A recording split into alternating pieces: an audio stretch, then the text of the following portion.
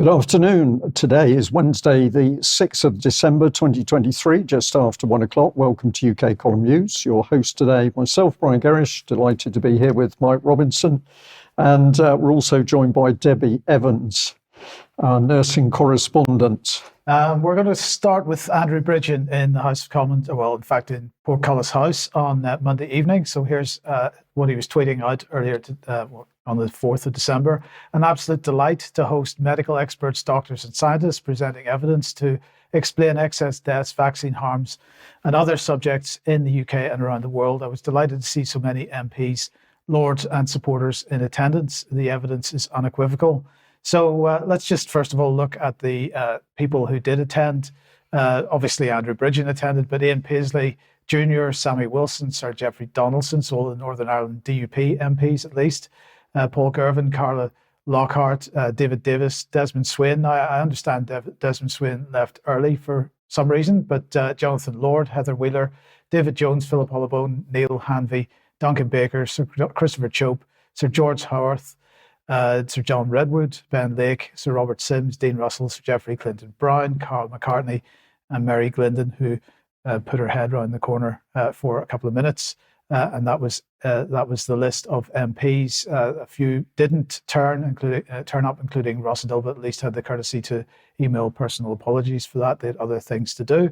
But let's just next have a look at one comment from Dr. Ryan Cole on nanoparticles.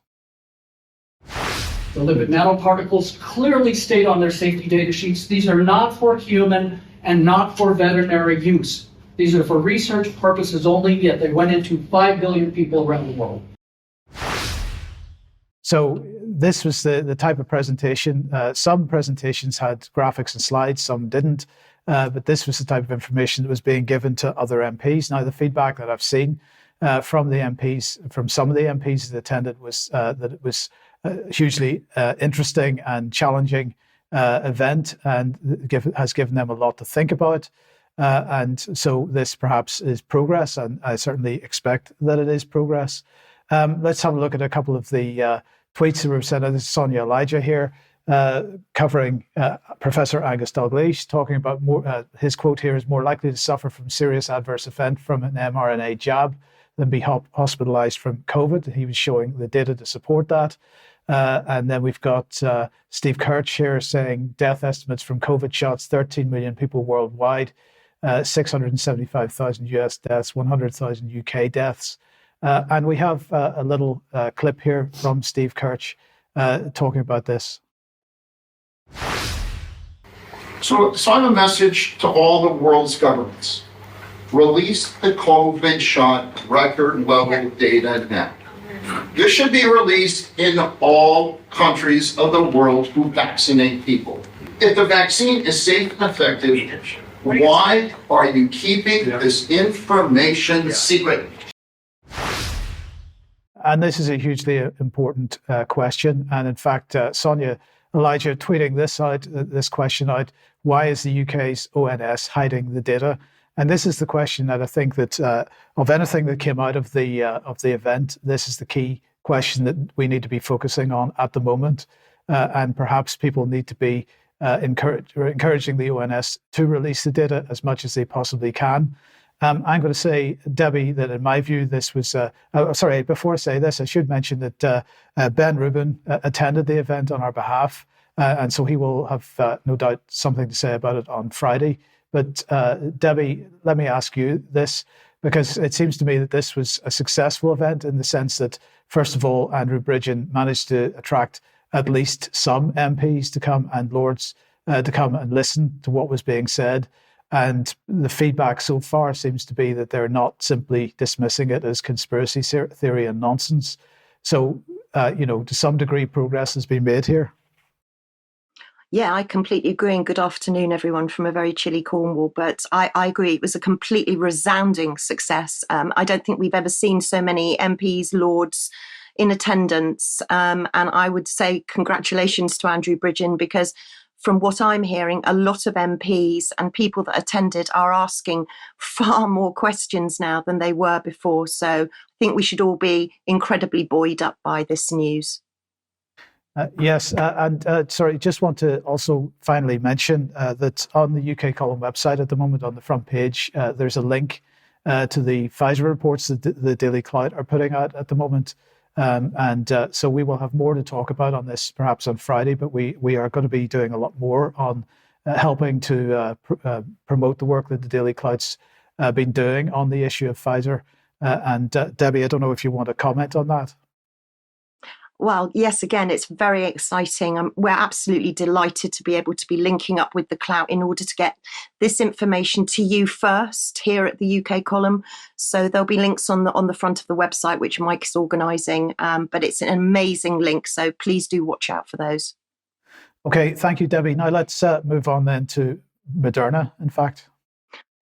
Yeah, let's move on to Moderna, which tags in quite nicely, actually, with Andrew Bridgen's work and what we've just been hearing about mRNA, because we know that Moderna are predominantly an mRNA company. They say they're an mRNA company, and there's hundreds of mRNA products coming down the pipeline.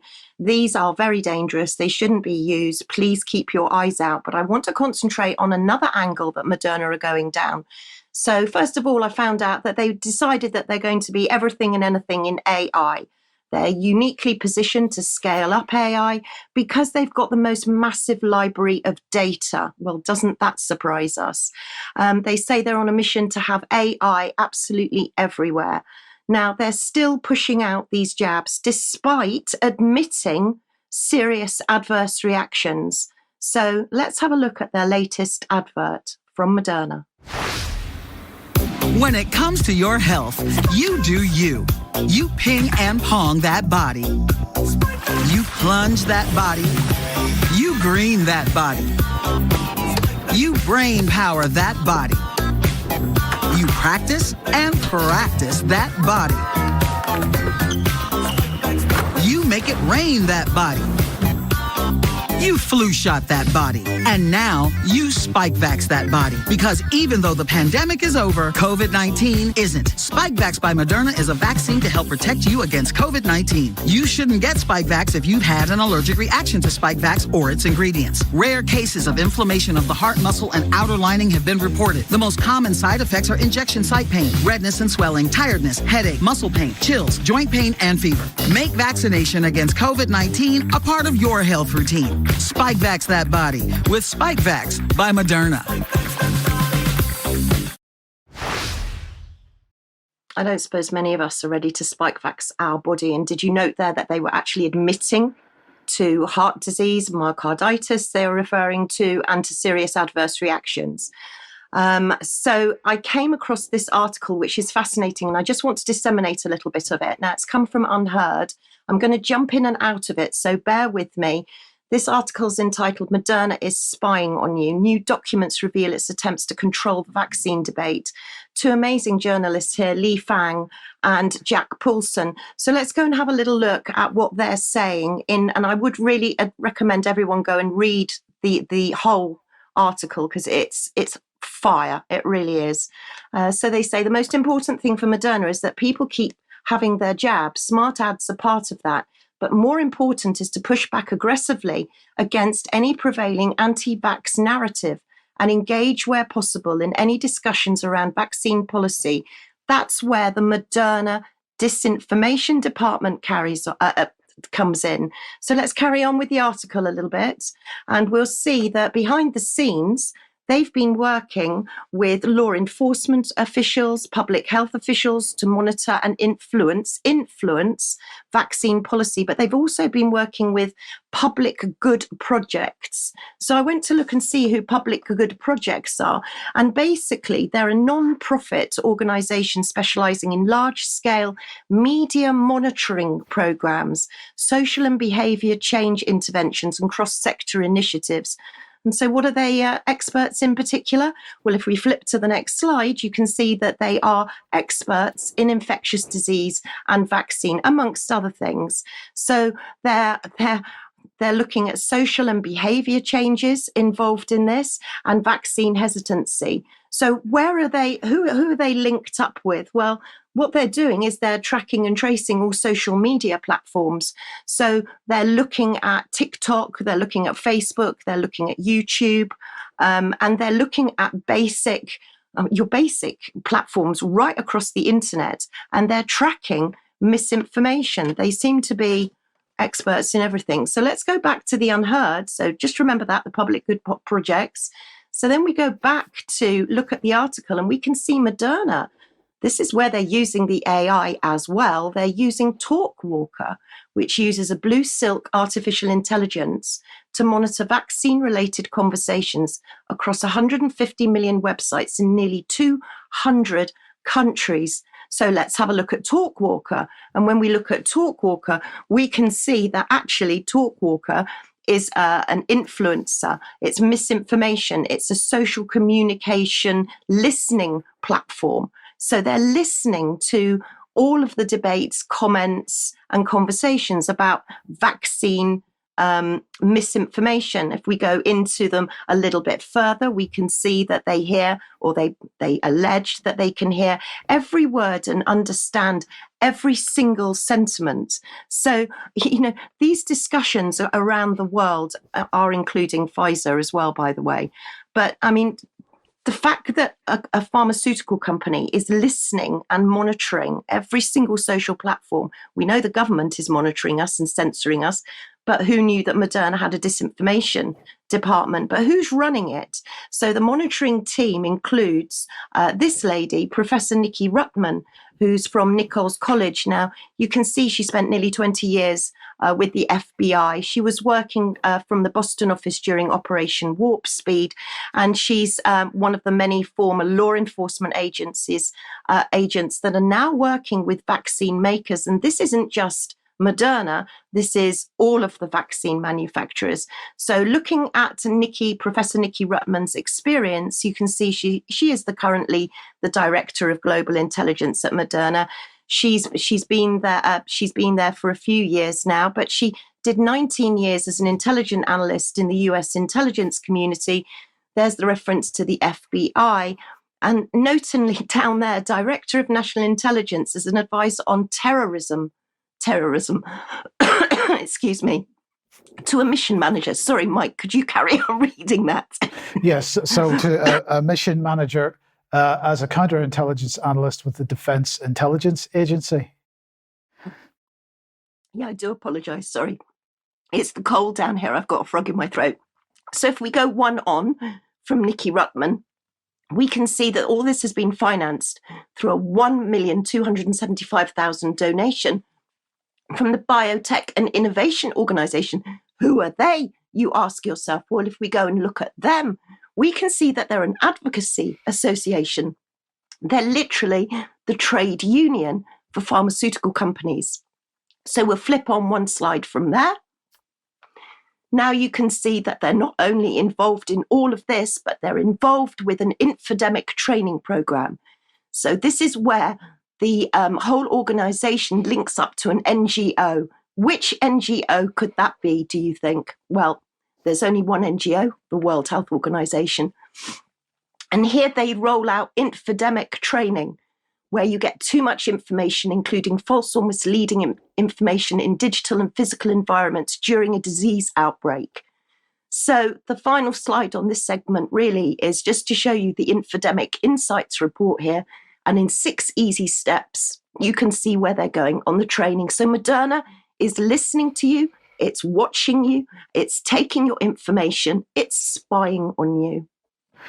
And Debbie, if I may, I'll just add, because a couple of those slides were stressing that they were using behavioral psychology, behavioral insights in order to influence people, and that is effectively change their way they think and change their behavior. So this proactive, I'm going to call it political applied psychology, we're now awash with it. Well, let's move on to the subject of Israel-Gaza. I know this is an extremely emotive subject. I want to say to the audience, how do I approach it? Well, I've got 2 options.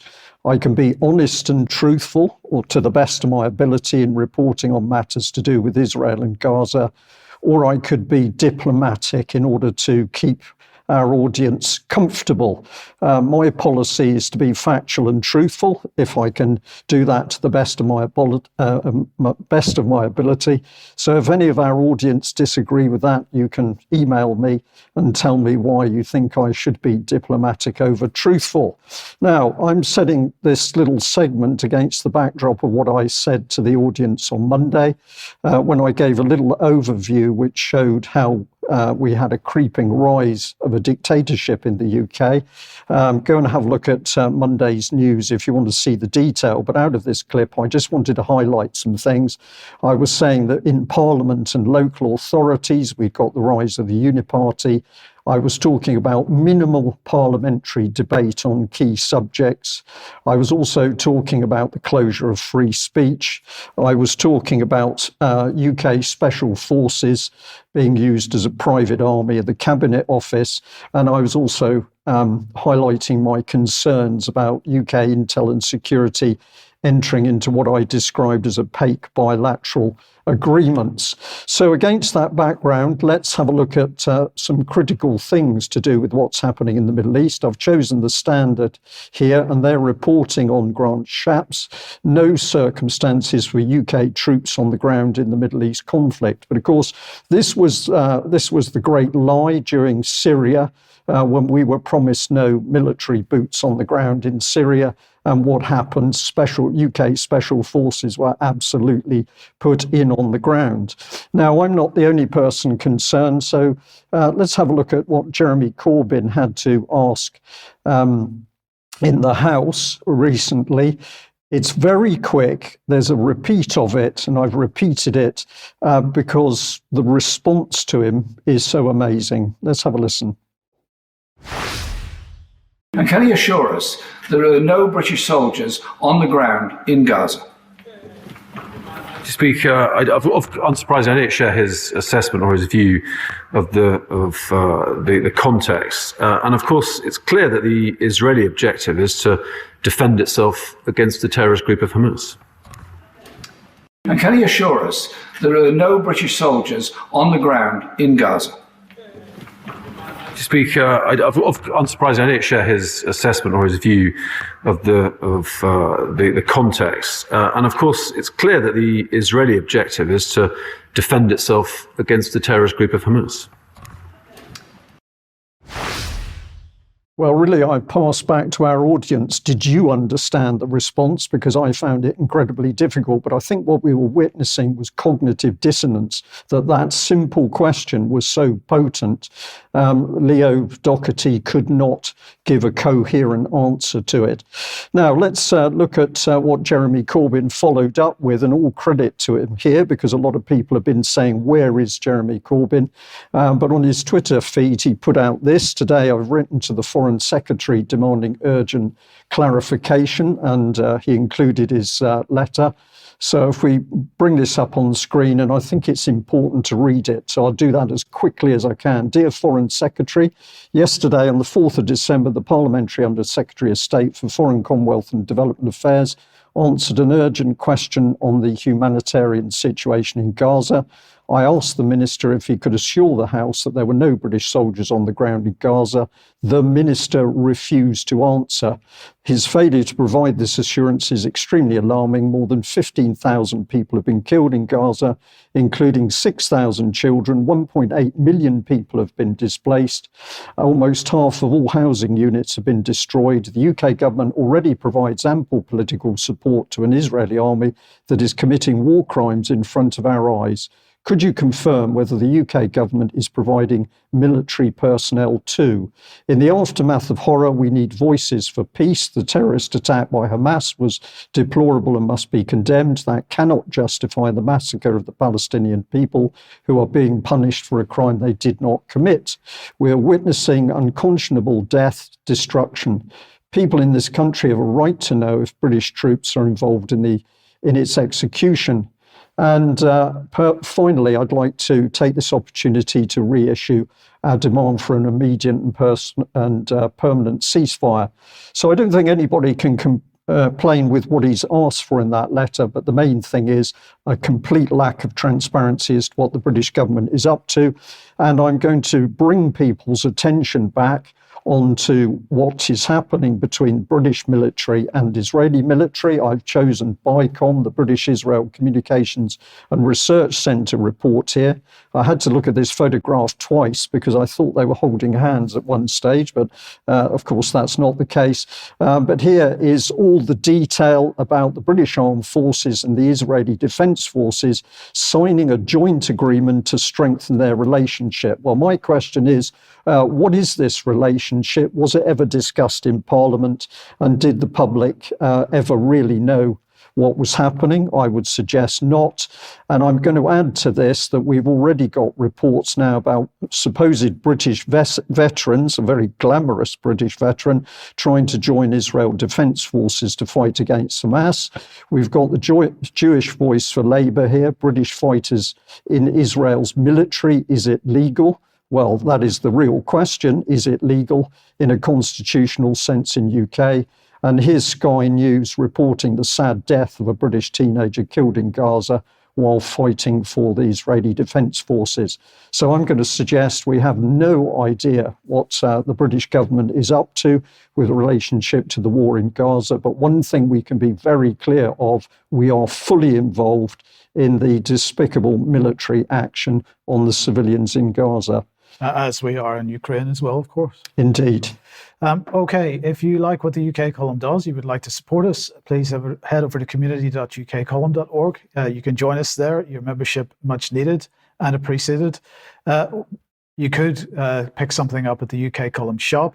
And I just want to mention that thank you to everybody that has pre-ordered one of the UK Column flasks. Yeah, thank you very much for that. They are now and have arrived in stock at last, so we'll be getting those out to you tomorrow.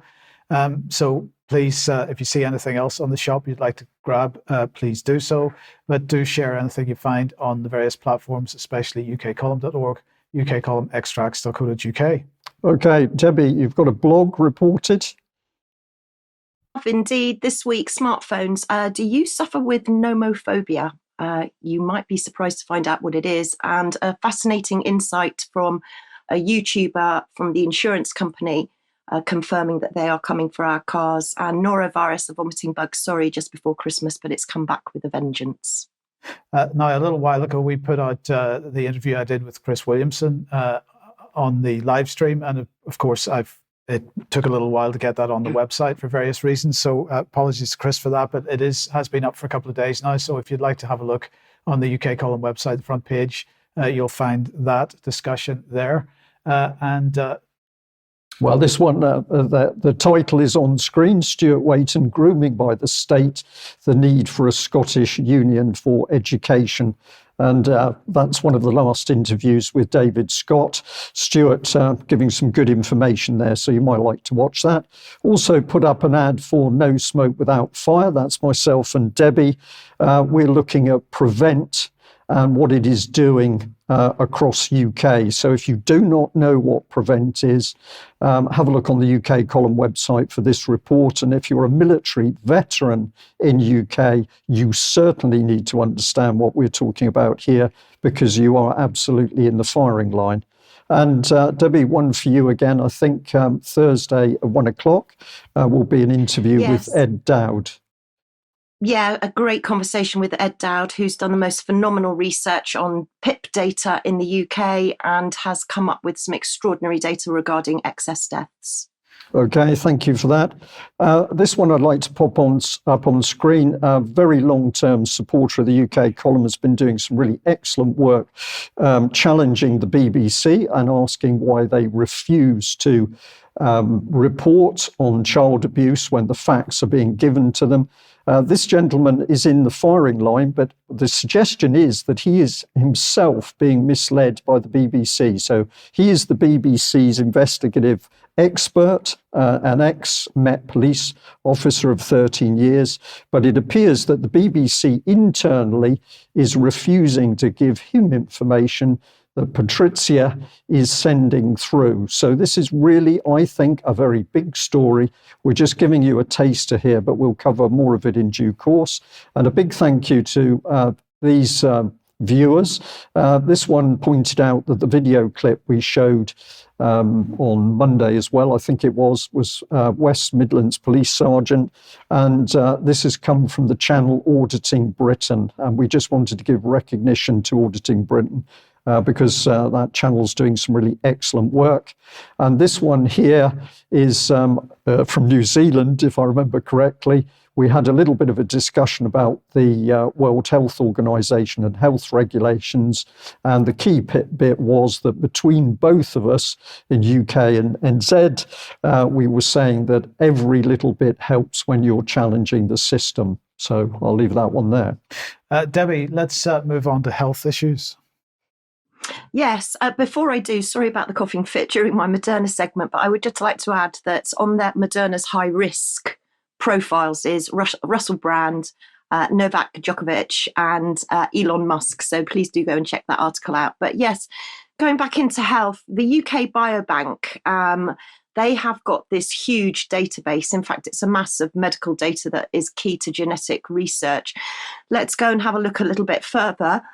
And you'll see that we're talking about hundreds of thousands of volunteers here recording physical activity. This is the world's most important health database, our most significant scientific asset, where 30,000 researchers want this data and 100 countries want the data. So it's very important. Jumping on to Palantir, we can see that the NHS have now decided that they're facing a lawsuit. 4 groups have taken this to court now to say that Palantir doesn't need to be doing this, and actually the federated data platform is completely unnecessary. If you want to jump to the next slide, there you go. Just shows you there that they are creating a legal case now to go against this. I want to just touch on nursing because the doctor strikes were mentioned last night. Junior doctors are going back out on strike for a huge amount of period, 6 days in the new year. But the NMC has released its mid-year update. They're the regulator for nurses. So let's have a look inside what it says.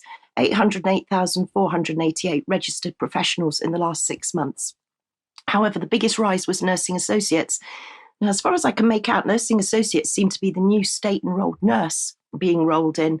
And as you can see there, we've got a huge increase coming from overseas, Ghana in particular, India, and sadly, Romanian nurses going down. That probably because of Brexit. And our dear friend Eleanor, of course, who's Romanian. So we're seeing a decrease in some areas, but also what we're seeing is a lack of support for nursing, and it's called preceptorship. And they're saying that nurses aren't getting enough support during their training. They're not getting enough support when they're qualified. So the Nursing Times carried out a survey and decided that actually nurses needed much more preceptorship. So let's go and have a look at preceptorship. What does that mean? Excuse me. What it means basically is that they're not receiving, registered practitioners are not receiving the support that they need. Now, this goes very much in line with Project 2000. This isn't what we used to get. When we were training, we used to get lots of support because we went to a nursing school. We didn't go to university. So I can see that the support for nurses is simply not there. But they need to look back at my day when we did have the support. So nursing's a big subject because I think nurses may go on strike again soon. They're very upset with the consultants being awarded a pay deal. And of course, now we're seeing the backlash from junior doctors. Meanwhile, we've got hundreds of thousands of people with serious adverse reactions, but the UK HSA think that they need to inform the WHO of one case of influenza, H1N1. And this was found, it's a swine flu. It was one case. The person's recovered, no problems at all, but clearly you can see that they are going to keep us under surveillance for that. So watch out. Now, hypocrisy. Let's look at hypocrisy. Nissan are to build 3 new electric car models in Sunderland with £200 million of state money. However, all these electric cars, I'm not quite sure how we're going to sustain them, because clearly Sky were putting out this story this week that the National Grid are going to be asking people, those that with smart meters, please could you restrict your supply because the grid can't cope, or the grid might not be able to cope. Now, they're saying it's only precautionary, so we mustn't worry. However, the Times, yesterday's front page was, don't panic, but stock up on candles, batteries and torches. Now, this came from Oliver Dowden, who is actually the Deputy Prime Minister, and I'd forgotten all about him. And he says that we need to be more resilient, and there's 89 possible UK threats. So I went to the National Risk Register to have a look, and they've got all of these campaigns going, the Run, Hide and Tell, the Weather Ready campaign, the Cyber Aware campaign, and of course we've got the emergency alerts. Now, I just went to the contents because honestly, there are so many risks. Oh, sorry, yes, just to indicate that it was Oliver Dowden that has presented this paper and he wrote the foreword. But I've just screenshot a couple of the contents, the pages of the contents, because honestly, it covers absolutely everything. Communities, terrorism, cyber attacks, biological, radiological, nuclear attacks, malicious attacks, assassination of high-profile figures, aviation collisions, rail accidents. Flip on to the next slide and you'll see some more drone incidents, flooding, grid, chemical release, water infrastructure failures. So as you can see, there's a lot of risks pertaining to the UK. So keep an eye out for those. And can I just add, Debbie, and of course, what is all this doing? It's making people anxious and fearful across a whole spectrum of subjects. And if people are anxious and fearful, one, they're easier to control, and that's what the behavioural insights team then follow up with.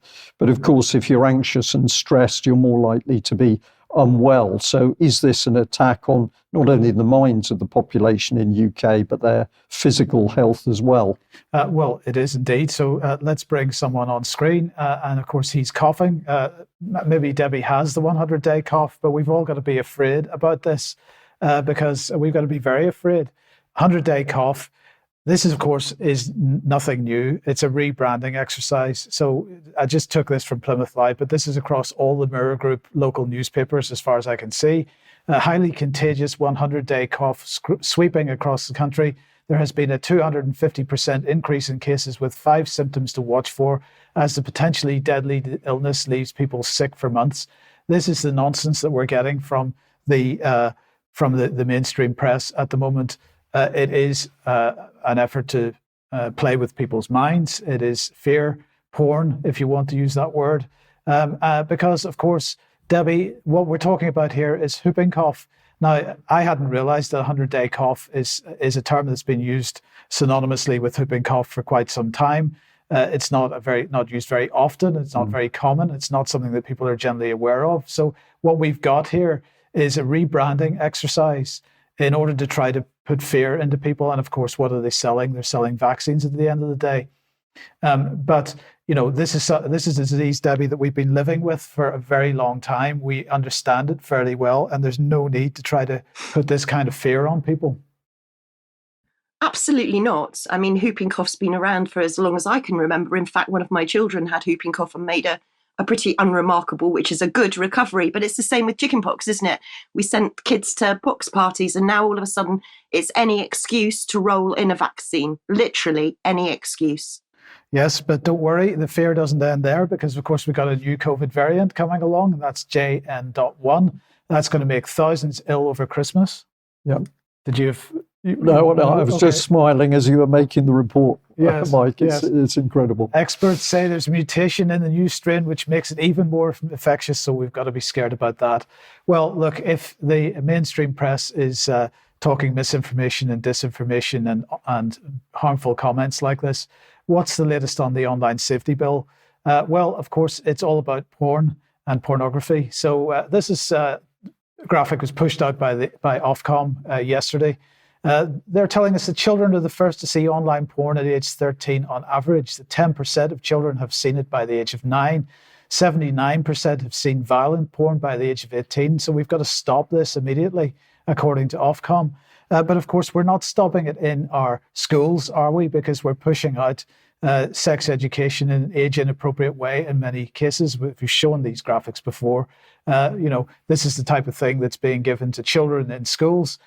We don't have to worry about that, but we do have to worry about access to porn online. And what are Ofcom saying we've got to do about it? Well, we've got to make platforms responsible for providing age assurance checks. Now, this is something that I've been talking about for some time with respect to Online Safety Act on the bill as it was. And what Ofcom is saying is that age assurance checks could include photo ID matching, facial recognition estimation, credit card checks, could be any of these. But they're saying very clearly that weaker age checks, such as self-declaration, will not be enough. So what else are they talking about? They're talking about open banking. They're talking about photo identification matching, as I say. That's where users can upload a photo ID document, such as a driving license or a passport. Now, do you want to upload that to a porn site? I'm not sure that people would want to do that, but anyway, okay. Facial age estimation. So they want to take a photograph of your face and make a judgment on what age you are from there. Mobile network operator age checks, credit card checks. But here's the one that, of course, we've been warning was coming: digital identity wallets. And so this is about pushing digital ID. That's where we're heading to. And it is evident that younger people are already starting to buy into this type of digital ID infrastructure. And as I say, weaker age checks such as self-declaration will not be enough, says Ofcom. So that is coming. And of course, porn and child safety being used as the excuse.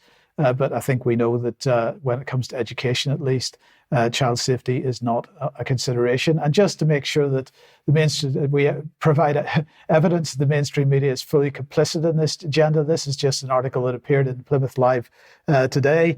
Again, this is Mirror Group. You should watch Love Actually with children and talk about porn. A sexual health expert says Christmas film is the perfect way to open up conversations about porn, sex, plastic surgery, and consent. And when you read on down through the article, they're talking about exactly this issue of children having access to porn. And really, that's a terrible thing.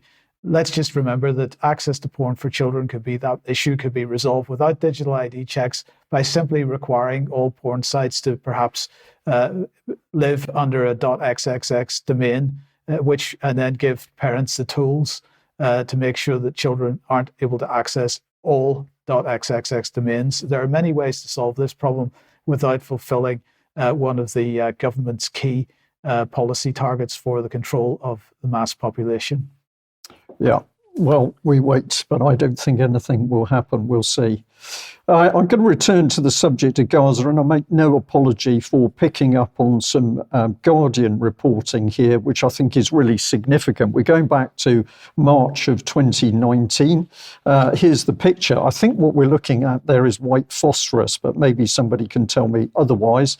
Buried in it is the headline: Gaza border protests, 190 killed and 28,000 injured in a year of bloodshed. Using UN data, we explore who has been affected, how they were injured, and what life is like in Gaza today.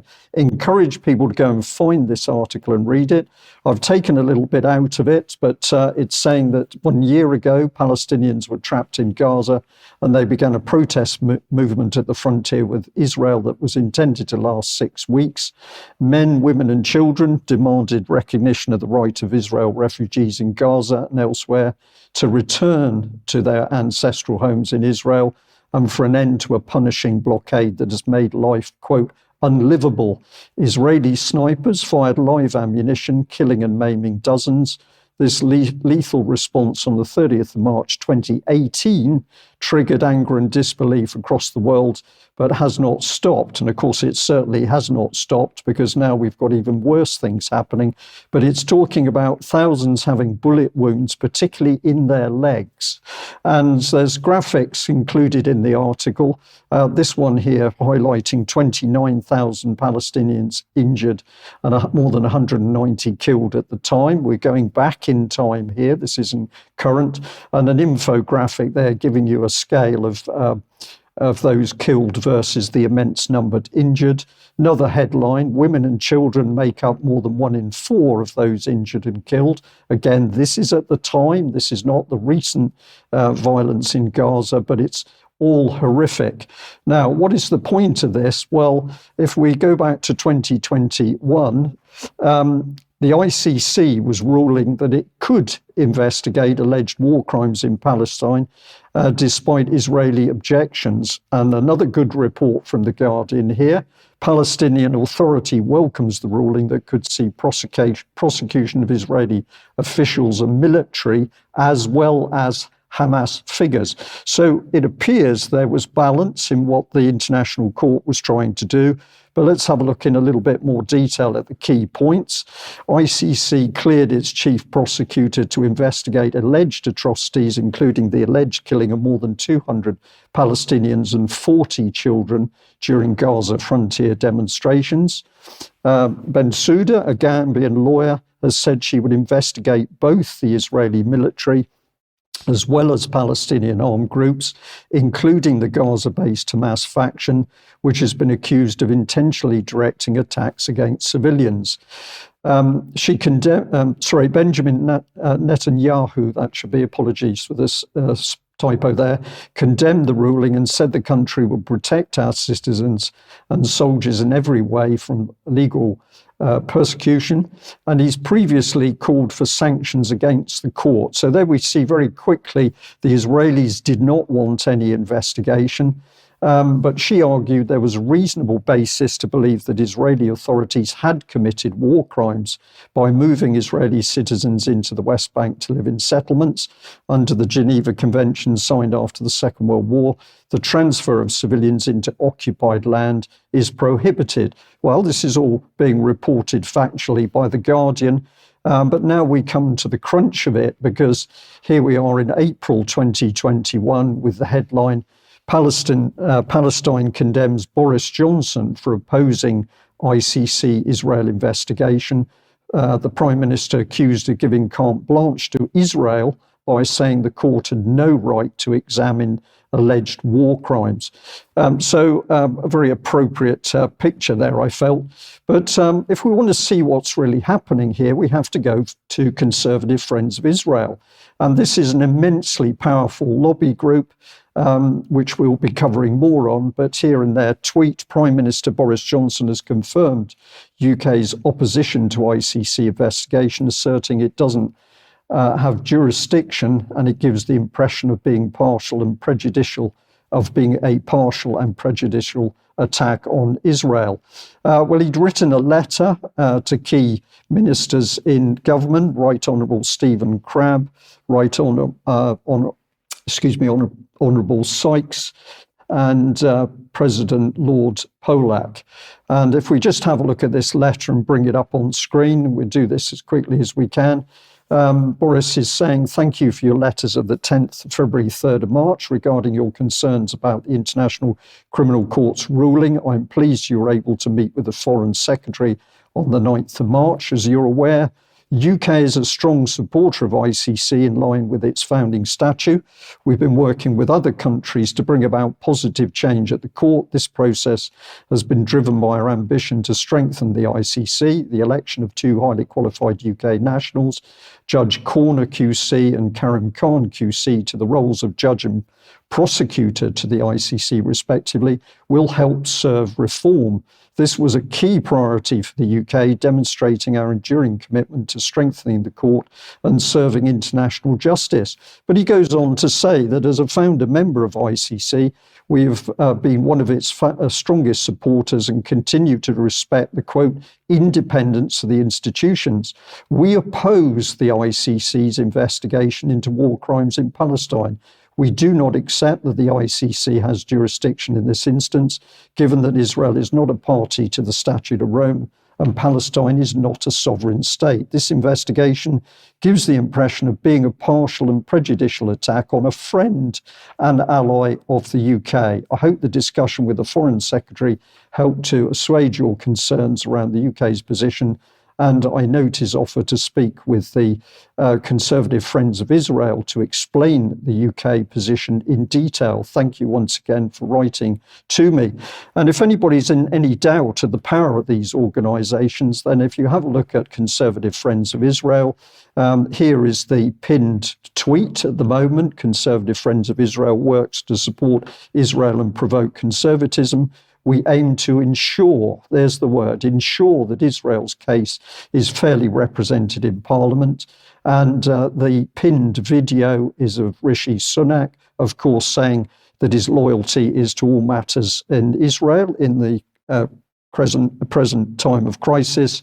And it's very quickly followed up by more members of the government speaking out on various issues, but all of them, including David Cameron at the end, expressing their loyalty to Israel. So is Palestine likely to get a fair hearing at an ICC court? It doesn't appear so, because the UK is going to make sure that court is controlled so that it simply has a positive Israeli line.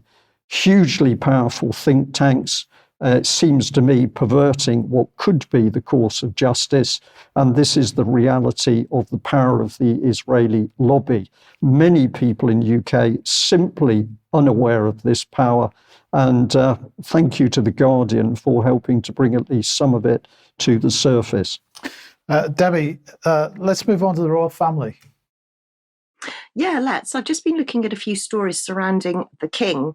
So I noticed this one in the Metro from a couple of days ago that says there's been a cyber attack on hospital used by the royals. Now, this is the Edward VII Hospital, and apparently hackers are demanding £300,000 by tomorrow. This was a couple of days ago, or else the royal family's medical records will be shared. Now, I checked this morning and I haven't seen an update on this story, but I believe it's being covered by quite a few mainstream media, so keep an eye out.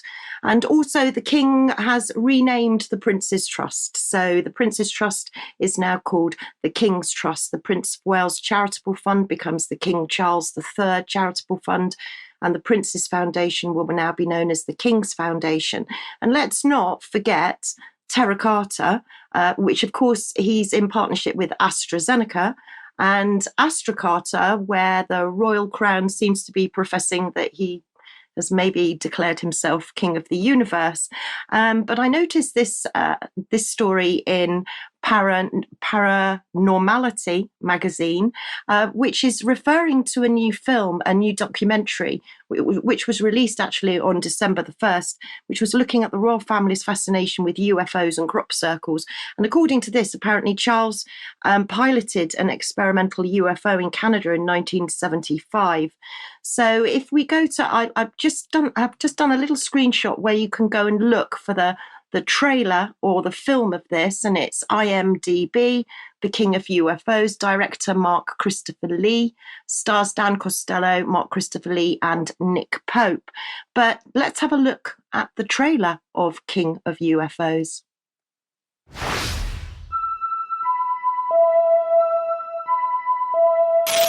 What I noticed was that this thing could cantilever at 25-degree angle. And this is when I was seeing this ionic blue flame coming from the nether region of the craft. Yeah, and then Prince Philip, I did send books to Prince Philip, and he thanked me for them. Debi, so here is somebody who could lift up the phone and say, look here, what's going on? I want a full classified briefing, and I'm sure he would get one. And I think Charles saved all of our lives that night. Had a huge library of books and magazines, and I actually, one time it was revealed that the Queen and Prince Philip took a crop circle book. I think it was one of Colin Andrews' books on as for their summer holidays. We were talking about it, and he said, "John, are you religious?" I said, "Well, I'm a Christian." He said, No, that's not what I meant. He said, do you take, are you Catholic, or do you go to church, and etc. I said, well, not really. And so he said, well, I admire you for what you're doing. He said, but don't bother. He said, because this is demonic. This is what this is all about, demonic. UFOs are demonic.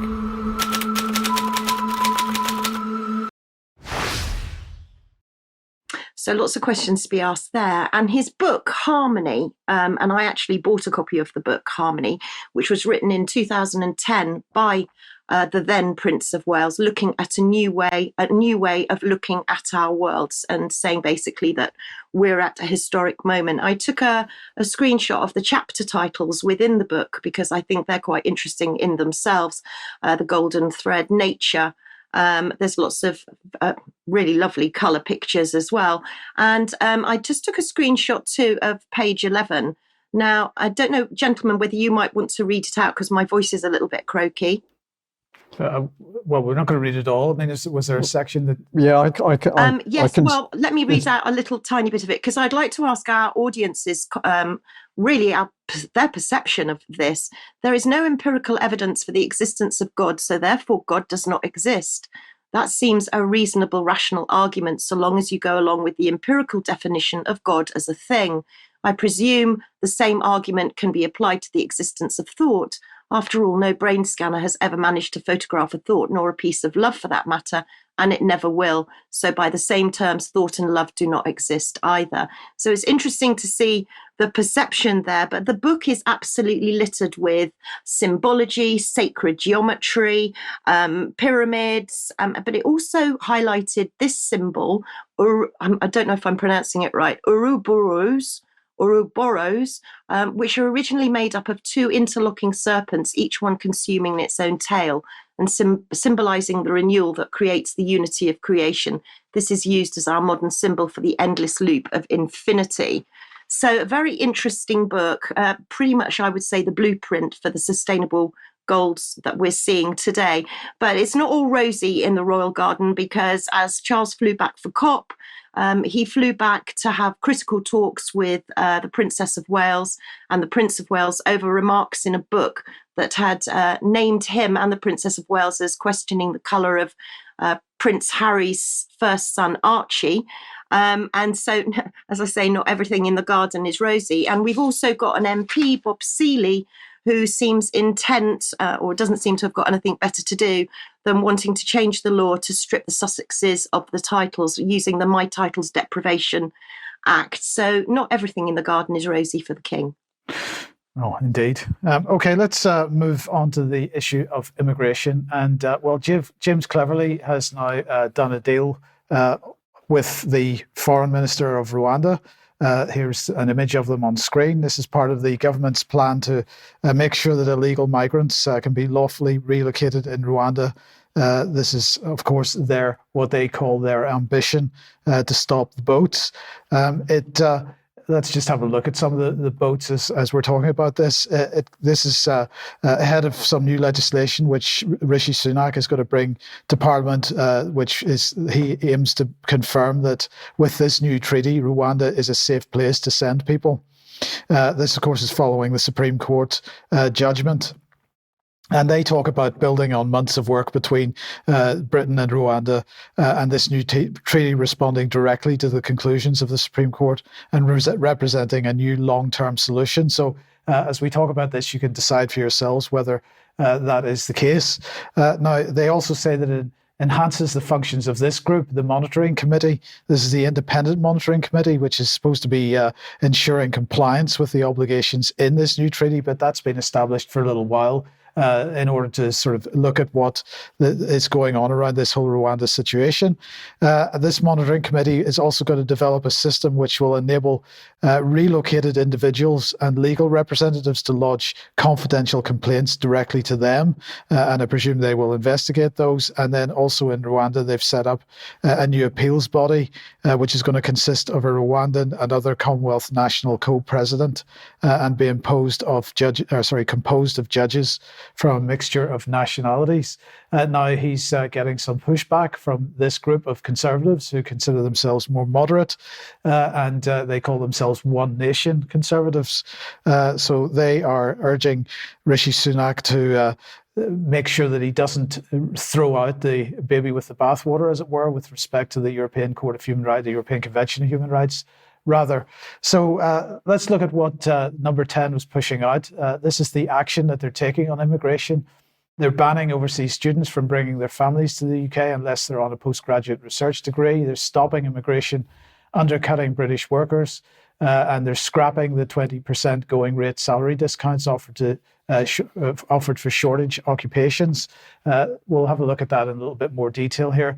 So what they're saying is that the minimum salary for UK skilled worker visa, that's going to increase from £26,200 to £38,700. So if your job that you're going to is not going to be paying you at least £38,700 a year, you won't get the visa, is what they're saying. They're saying that the minimum income requirements for a family visa are going to rise. They're going up from £18,600 to £38,700 a year. And if you don't have a combined income of that, then your family doesn't come over to live with you. That there's going to be a ban on care workers bringing family dependents to the UK. So what the effect that has on the NHS remains to be seen. Salary discount for shortage occupation list scrapped. So this is the idea that that companies that are bringing in employees to work in particular occupations would be permitted to pay them 20% less than the equivalent UK-based or British employee. And of course, many companies have been taking advantage of that. So they're going to scrap that. Healthcare surcharges to rise. So if you are an immigrant, you're supposed to pay somewhere between £624 a year to £1,035 a year extra for having access to the NHS. That does not apply to care workers or NHS workers, of course, but that's going to rise. And then there's going to be a review of graduate visas. Now, just to put this in perspective, here is from the Migration Observatory, the proportion of people that are coming in for particular purposes. So by far and away, the largest group of immigrants is for study. And of course, this is effectively subsidizing UK universities. And we can see that the number of people coming in since 2020 or so has doubled, more or less. We got asked why. Then the next largest grouping is people that are coming here for work. And of course, it's that grouping that are largely being targeted. The next largest grouping that are coming in are humanitarian and asylum seekers. And of course, most of these people are being driven to this country by the wars that we are prosecuting at the moment. So perhaps that's an area that we might want to look at rather than trying to deal with the work situation, because that is, the elephant in the room here is that we have a shortage of working age people in the country and a shortage of people to fill roles, and many companies complaining about that. Now, so if you're going to deal with the immigration issue with respect to work, fine, I could support that, but you've got to therefore at the same time provide some kind of mechanism to get British people or British citizens at least into the workforce and trained for the workforce. And of course, the government's not doing anything on that issue at all. Yeah, I'm cynical here. I think these are policies to appease voters. This is thinking about an election. They're not actually designed to restrict immigration or stop the suffering of the migrants, which many of them, as you say, might coming from war zones. Absolutely. And just to end this, just make the point that the mainstream media, well, the Daily Mail in particular, absolutely schizophrenic on the issue as well. So on one hand, they've got this highly emotive article, The Migrant Delivery Driver Making a Mockery of Britain's Asylum System, and they showing video at one point. I think the video's down now, but this guy throwing money around is clearly designed to inflame. And on the other hand, we've got to feel sorry for the people that can't bring their families over anymore because of the rise in minimum income levels. So the Mail trying to play with people's emotions as usual, and other mainstream media doing the same. Okay, thank you for that. Well, let's just turn to Ukraine, where, of course, millions of people, some of the figures suggesting that between 8 and 10 million people have left Ukraine to try and escape the war, the proxy war, which NATO and the West has unleashed there. And of course, those people suffering in their migration, but also causing problems in the new host nations. But we're not really hearing much about the war. Well, why not? Look to social media. Now, these are just some of the reports from one of the channels reporting on a daily, sometimes hourly basis, Weeb Union. Look at the headlines: multiple assaults west of Bakhmut, collapse of Ukraine. Ukraine doomed winter is here.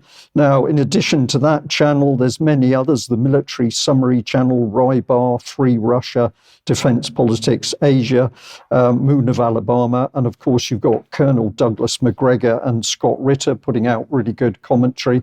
But even the BBC has had to admit to some of the truth now, because this is from their buried stories, because Ukraine is a problem.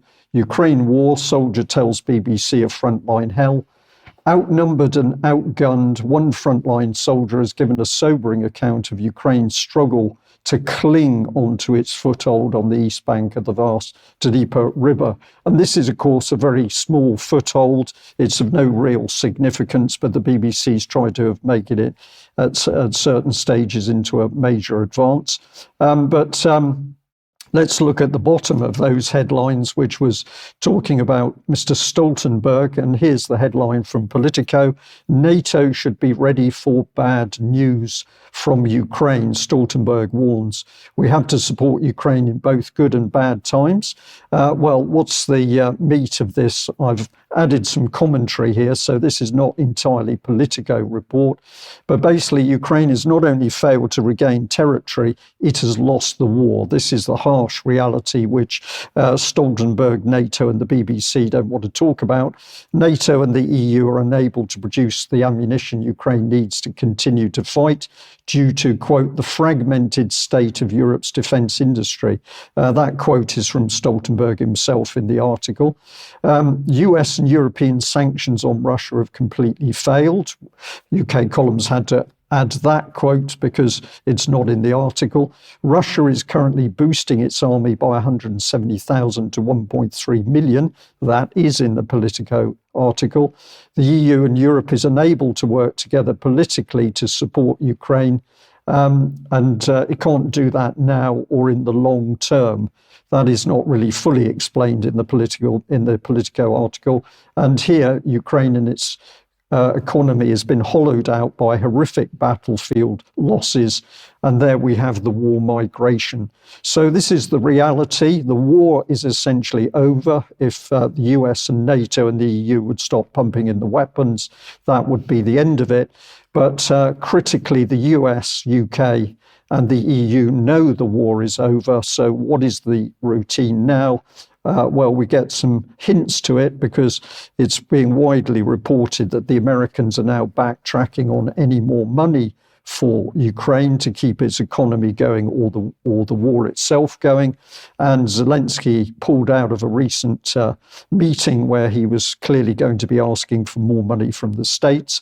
But then we have this happening. This is New York Post. Zelensky turning Ukraine into authoritarian state just like Russia, says Kiev mayor in shocking interview. And what's going on here? Well, this is the West now meddling in internal Ukraine politics in order to unseat Zelensky. And if I make this really simple, what we've got going on here is the US, UK, NATO, and the EU starting the process of regime change in Ukraine. And they are going to undermine Zelensky by what is reported in the press, stirring up trouble and calling for elections. And of course, the overall aim is that Zelensky has to go, because until he goes, the US, UK, NATO, and the EU cannot close down that side of the war and admit defeat. But of course, you're not going to see these reports on the BBC. You will have to look to alternative media for the up-to-date and correct reports. Debbie, let's end with a couple of memes. Yeah, thank you so much to Peter, who sent me these. Why is the government spying on every person in the country? Sounds to me like they're a bunch of paranoid conspiracy theorists who are afraid of their own citizens. I agree. And if we were really wrong about them, they wouldn't need to censor us. How true. Indeed. And you have a little bit of video from COP28. Oh, I'm sorry, everybody, but I just had to give the last word to the one and only Bill Gates. I'm here in Dubai. This is COP28, very, very important meeting. The issue of health and climate will be discussed at length. That's never gotten the attention it deserves. The issue of food systems and how with climate change, a lot of farmers aren't able to grow their crops, which is a tragedy for them. We'll talk about using innovation to absolutely solve that problem. And a lot of great young companies are here, and the big companies will come. We'll see a lot of partnerships that come out of this. So it's a good milestone in a very big challenge. What can we? Over to you, Mike. What can we say? No comment. Truly horrible clip. Who is that man? The faster he's out of global politics, the better. I believe he's immensely dangerous. And I think many people in our chat box have got similar opinions. We better leave it there. We're going to say huge thank you to our audience today, and a huge thank you to people who are supporting the UK column financially, because we can only do what we do with your financial support. And we're very much looking forward to 2024, where we want to expand more. And we can only do that with your ongoing support and help. So thank you very much if you're already donating or a subscriber to UK Column. We'll end there. Thanks for joining us. Bye-bye.